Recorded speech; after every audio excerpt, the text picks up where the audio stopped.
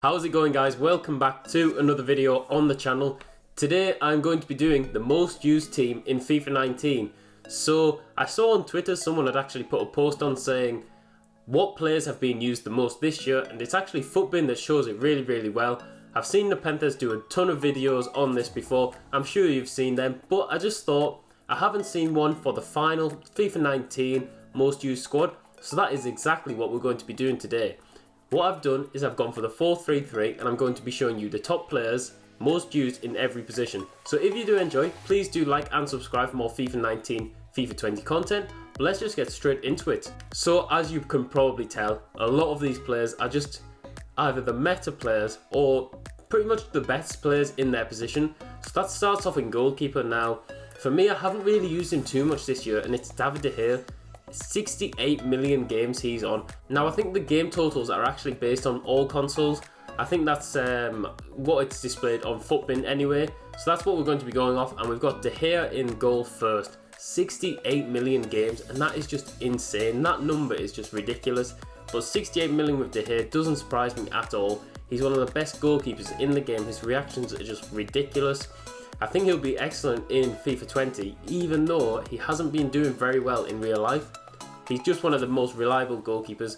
Me, myself, I've been using Lloris because I've had a lot of French defenders this year, but De Gea is well known for being one of the best keepers. And it's interesting that Courtois, I think, was the second most used goalkeeper. So you can see people are using the Premier League defenders, as we'll find out, and the Spanish defenders with Courtois. So, up next, we do have the right back, and that is Kyle Walker. This is no surprise to me. Kyle Walker is absolutely phenomenal. His base card was just worth quite a lot at the start of the year, but obviously as the price reduces, so many people will be picking this up. For a base card, it is just absolutely excellent, and there's no surprise he is in at right back.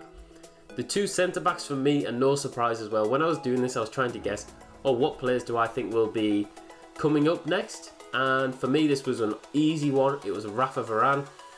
86 rated card, so at the start he was quite expensive, but he's got the pace. 84 pace on a centre back is just insane. 86 defending and 80 physical. Combine that with him being Real Madrid, French, people are going to keep him in their teams way up until the end of the game. The upgrades that you would have on this card would maybe be Kimpembe, obviously Raphael Varane's team of the year, but not many people can afford that. That's why it's 73 million games on this one. That's just insane, and he is so good in FUT Champions. His pace just makes him so hard to beat, and you can just see why these cards are actually so heavily used. They just fit the meta, they all do.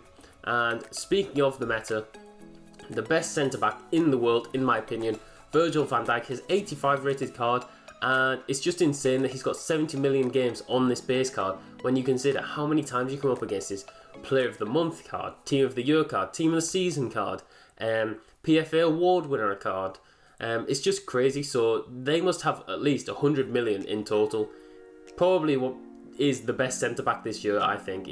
He's just phenomenal. The ones I've used and really enjoyed would include Laporte, Team of the Season, Kimpembe, but these cards were released later on in the year, and that's why they don't make this list.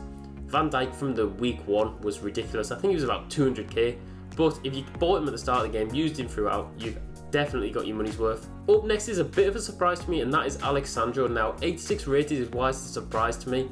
I thought the players like Andy Robertson, Ben Mendy, things like that would have more games to them, but you have to remember Robertson has had a lot of informs, a lot of special cards this year, so that's why his base card probably hasn't been used as much, and it was only 81 rated, whereas this Alexandro is an end game card from the get-go.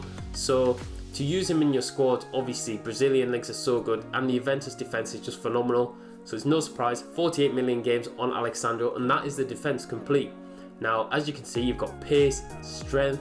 It's just an excellent defense, and if you were to use that today, you'd still do really well. Now onto the midfield, we've gone for 3 midfielders, and this is probably no surprise, it's just more Premier League players. We've got Fabinho. He's the most used player apparently on FIFA 19.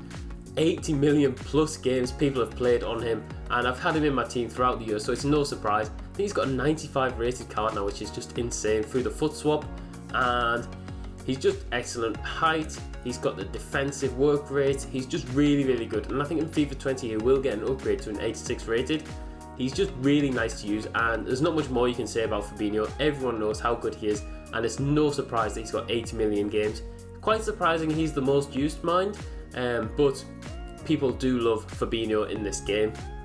Up next we do have N'Golo Kante. Now this man for me is in every team that we do have. He's just excellent, he's got the pace, he's so strong in the tackle, he just wins the ball back so quickly. He has to be in my teams at the end of FIFA. I can never really afford the better ones, the Informs, the Team of the Years. If I had that Team of the Year card, that would have just been a joke.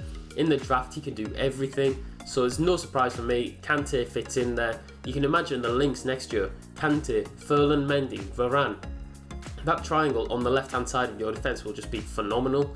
And speaking of French centre midfielders, it's Paul Pogba. Now, Paul Pogba for me in game, we have some sort of, I don't know, I don't always get on with his card, but I know how good it is, and always against me, he's so good. He has such a good reach with the tackles, and attacking wise, he's really good too. So it's no surprise that he makes up the 70 million games, and he makes this most played 11.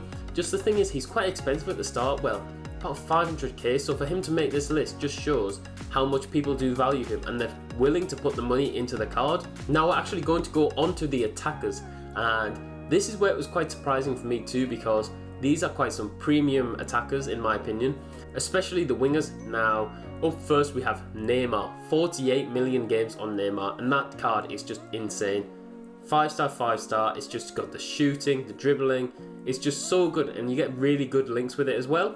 One of the cards that did actually make this list, that did surprise me, was Aguero. Now I've used Aguero, but I never really understood how good he was, or why people have used him 44 million times apparently. He's got 0.68 goals per game, which is obviously a really nice return on the card, but I've recently used that Team of the Season card, and you think it would just be phenomenal based on them stats, but I just didn't really get along with it. He was really good at shooting, but getting involved in the game, he was quite in and out of it. So that for me is probably the biggest surprise in this starting 11 for the most used. It's just not one of the meta cards, I would say. Really high rated as well, so to see it on the list is quite surprising. But the last guy to make it into this team is the least surprising. For me, one of the best cards this year that I've used. Up for Champions, I was just using him all the time. He literally scored every game for me. And that is Kylian Mbappe. 68 million plus games, and that is on his base card. He actually got the Winter Upgrade card. Informs, I think he had the Team of the Season, Team of the Year. So you can imagine all these cards together is just insane.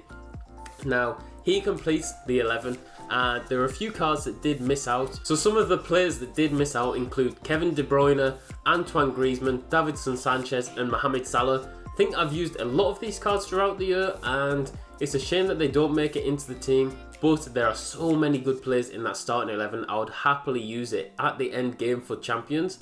It's just such a well-balanced team. You've got all the meta players in it, and it's no surprise that a lot of them do make it into the team.